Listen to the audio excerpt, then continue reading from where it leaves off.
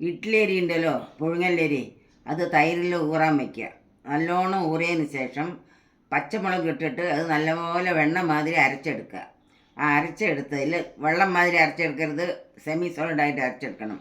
അതിൽ ഉഴുന്നുണ്ടല്ലോ, പച്ച ഉഴുന്ന്, അത് മിക്സിയിലിട്ട് പൊടിച്ച് ചലിച്ച് ആ മാവ് ചേർക്കുക.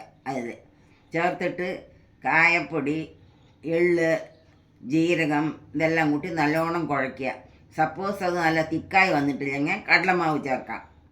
തിക്കായി വന്നാൽ ഒന്നും ചേർക്കണ്ട. എന്നിട്ട് നല്ലോണം മുറുക്കരച്ചിൽ പിഴിയണ മാതിരി നമ്മൾ നല്ലോണം കുഴച്ച് ചൂടാക്കിയ നെയ്യുണ്ടല്ലോ, ഒരു കരണ്ടി അതിലൊഴിക്കുക. നെയ്യ് ചൂടാക്കിയിട്ട് അത് ഒഴിച്ച് നല്ലോണം കുഴച്ചാൽ ആ മാവ് അതിൽ പിഴിച്ചണയിലിട്ടാൽ വഴന്ന് ഒരു കഷ്ടവും ഇല്ലാണ്ട് ഒരു കുഴായ്ക്ക് ഒരു മുറുക്കിട്ടാൽ മതി.